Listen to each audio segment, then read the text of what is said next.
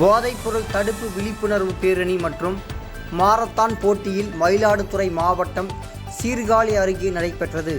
புத்தூர் அரசு பாலிடெக்னிக் கல்லூரியில் தொடங்கி சீர்காழி புதிய பேருந்து நிலையம் பகுதியில் சுமார் 8 கிலோமீட்டர் வரை நடைபெற்றது. ரோட்டரி சங்க தலைவர் கணேஷ் தலைமை தாங்கினார்.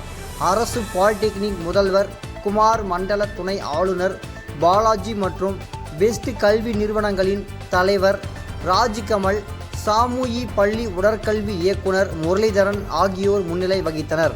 சிறப்பு விருந்தினராக மாவட்ட காவல்துறை கண்காணிப்பாளர் ஜி. ஸ்டாலின் அவர்கள் மாணவர்களுக்கு போதைப்பொருள் தடுப்பு விழிப்புணர்வு தொடர்பான அறிவுரைகளை வழங்கி கொடியசைத்து துவங்கி வைத்தார். மேலும் போதைப்பொருள் குறித்து தீமைகளை சிறப்பு விருந்தினர் மருத்துவத்துறை இணை இயக்குனர் டாக்டர் பானுமதி வழங்கினார். அரசு மற்றும் அரசு உதவி பெறும் பள்ளி கல்லூரிகளின் மாணவர்கள் சுமார் 1512 விளையாட்டு வீரர்கள் போட்டியில் பங்கேற்றனர்.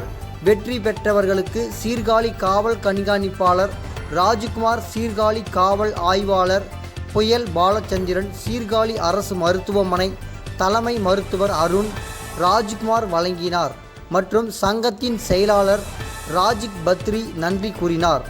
தினமடை செய்திகளுக்காக மயிலாடுதுறை மாவட்ட ஒளிப்பதிவாளர் நடராஜன். இதேபோல் சுவாரஸ்யமான செய்திகளை தெரிந்து கொள்ள நமது தினமடை யூடியூப் சேனலை சப்ஸ்கிரைப் செய்யுங்கள்.